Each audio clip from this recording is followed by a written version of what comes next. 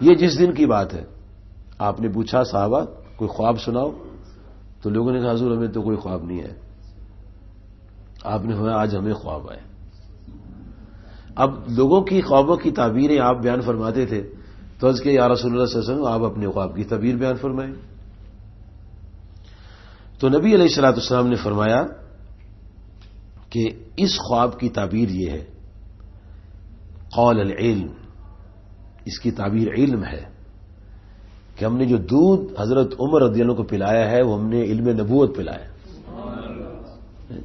کیا شان ہے. اور انبیاء کے خواب وحی الہی ہوتے ہیں اور الانبیاء وحیون. ہمارے خواب تو جیسے ہوتے ہیں سو ہوتے ہیں کیونکہ ہم تو امتی ہیں نا، لیکن نبی صلی اللہ علیہ وسلم کا خواب اور انبیاء کے خواب جو تھے وہ وہی ہوا کرتے تھے. ابراہیم علیہ السلام کو خواب آیا جس کا سورۃ الصافات کے اندر ذکر آتا ہے کہ آپ نے اپنے بیٹے سے کہا کہ یا بنی انی ارا فی المنام انی اذبحک فانظر ماذا تری، اے میرے بیٹے میں نے خواب دیکھا ہے کہ میں تمہیں خواب میں ذبح کرتا ہوں، بتاؤ تمہاری کیا رائے. تو آپ نے یہ نہیں کہا کہ ابا حضور یہ تو خواب ہے، خواب کی کیا بات ہوتی ہے، چھوڑے اس بات کو، بلکہ آپ نے خواب کو سننے کے بعد عرض کیا یا اباتی فعل ما تؤمر، ابا جی جو اللہ نے حکم دیا آپ کر دیجیے. انبیاء علیہ السلام کے خواب وہی الہی ہوتے ہیں. تو نبی صلی اللہ علیہ وسلم فرمایا کہ اس خواب کی تعبیر یہ ہے کہ ہم نے حضرت عمر کو علم پلایا ہے، یعنی خواب میں دودھ پینا یہ علم کی تعبیر ہے. اور اگر کوئی پلا دے، عالم دین پلا دے کسی کو خواب میں، اس کا مطلب ہے اس سے فیض حاصل ہوگا. اور حضور پاک صلی اللہ علیہ وسلم نے جب پلا دیا تو کیا سبحان اللہ جی، وہ نور علم جو ہے جی، وہ علم نبوت کا ایک نور ان کے سینے میں ڈھیل دیا ہے نبی صلی اللہ علیہ وآلہ وبارک وسلم. اسی طرح امام بخاری صاحب نے ایک اور خواب بیان کیا جس کے راوی ہیں حضرت ابو سعید خدری رضی اللہ تعالیٰ عنہ. تو آپ نے یہ صبح کے وقت واقعہ بیان فرمایا کہ آج رات میں نے خواب دیکھا ہے، رأیت الناس، لوگوں کو دیکھا، یرادون علیہ، کہ میرے سامنے پیش ہو رہے ہیں، اور میں دیکھ رہا ہوں کہ انہوں نے کرتے پہنے ہوئے، قمیصیں پہنی ہوئی، کسی قمیض یہاں تک ہے، کسی کی پیٹ تک ہے، کسی کی ناف تک ہے، کسی گھٹنے تک ہے. فرمایا جب حضرت عمر رضی اللہ عنہ پیش کیے گئے تو سبحان اللہ سبحان اللہ، فرمایا ان کا کرتا اتنا لمبا تھا، قمیض اتنی لمبی تھی، وہ کھینچ رہے تھے، یعنی گٹوں سے نیچے، اور اس کو اٹھا کر کھینچ رہے تھے. جب آپ نے یہ خواب بیان کیا تو صحابہ کرام نے پوچھا یا رسول اللہ صلی اللہ علیہ وسلم آپ اس کی کیا تعبیر فرماتے ہیں؟ تو فرمایا قال الدین، اس کی تعبیر دین ہے. یعنی جتنی دین کی خدمت حضرت عمر رضی اللہ عنہ نے کرنی ہے یہ ان کا اپنا اعزاز ہے. اور آپ نے خواب کی تعبیر میں کرتے کی لمبائی کو دین کے ساتھ تعبیر فرمایا. اسے امام بخاری صاحب نے صحیح بخاری میں لکھا ہے، جلد نمبر 1 صفحہ نمبر 18 اور صفحہ نمبر 521. صحیح مسلم میں حدیث شریف آتی ہے جلد نمبر 2 صفحہ 274، مسند احمد شریف جلد 3 صفحہ 86، جلد 5 صفحہ 374،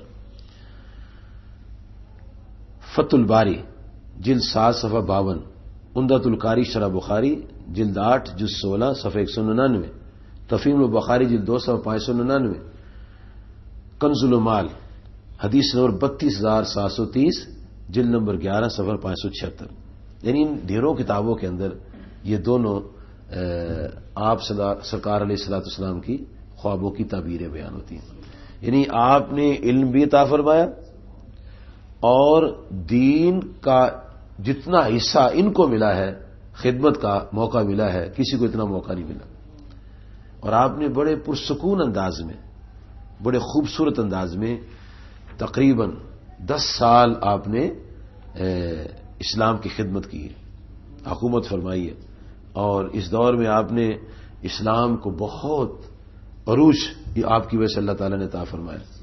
اور نبی صلی اللہ علیہ وسلم گاہے بگاہے آپ کے مناقب خود بیان کرتے تھے، تعریفیں بیان فرماتے تھے.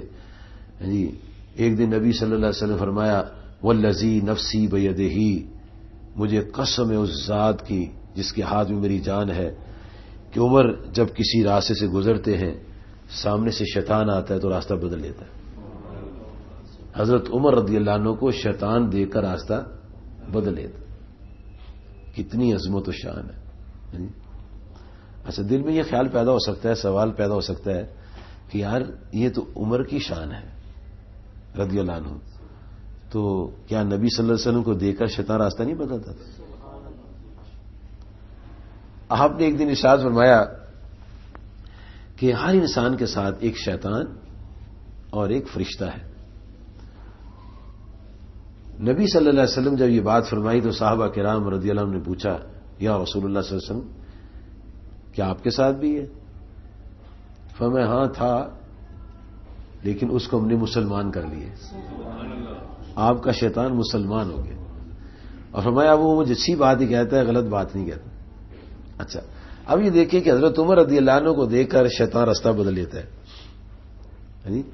یہ آپ نے کبھی ملاحظہ کیا ہوگا. یہ میں ایک عام سی مثال سنانے لگا ہوں، وہ تو بڑی بات ہے نا. عام سی مثال، ڈی سی صاحب اندر بیٹھے، گیٹ کے اوپر اردلی بیٹھا ہے، قاصد بیٹھا ہے، تو لوگ قاصد سے ڈرتے.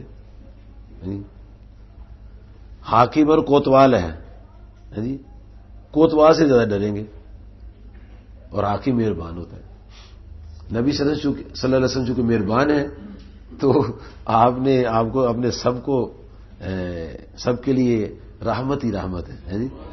تو وہ چونکہ جلالی ہیں تو فرمایا کہ ان کو دیکھ کر شیطان راستہ بدل لیتا.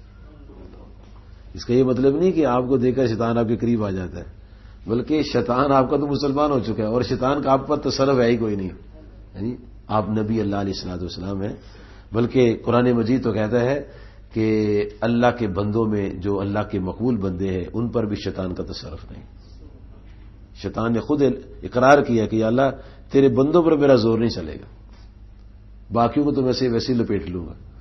تو یہ ان بندوں میں خاص بندے ہیں حضرت عمر رضی اللہ تعالیٰ عنہ کہ جب وہ ایک راستے چلتے ہیں تو شیطان جب دیکھتا ہے کہ سامنے سے فاروق اعظم رضی اللہ عنہ تشریف لا رہے ہیں تو راستہ بدل لیتا. نبی صلی اللہ علیہ وسلم ایک دن ارشاد فرمایا کہ پہلی امتوں میں محدث ہوئے ہیں.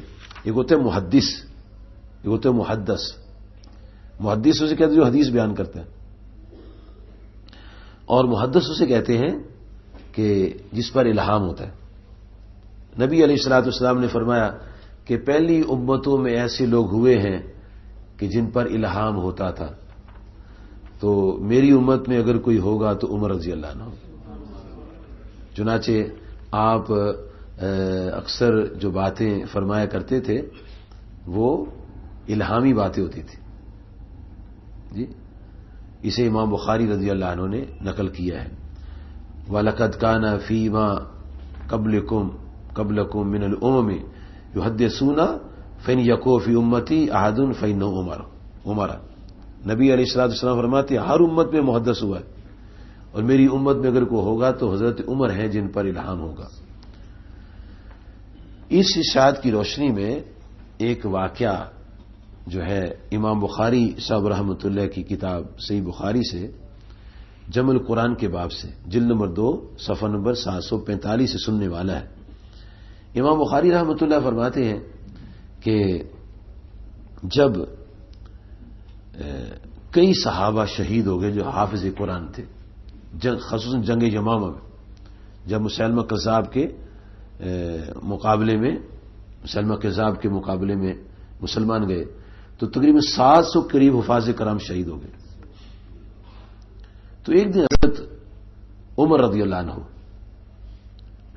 خلیفۃ الرسول، خلیفہ بلا فصل، خلیفہ اول، امیر المومنین جناب حضرت ابو بکر صدیق رضی اللہ عنہ جو تمام انبیاء کے بعد تمام انسانوں میں افضلیت کا مقام رکھتے ہیں،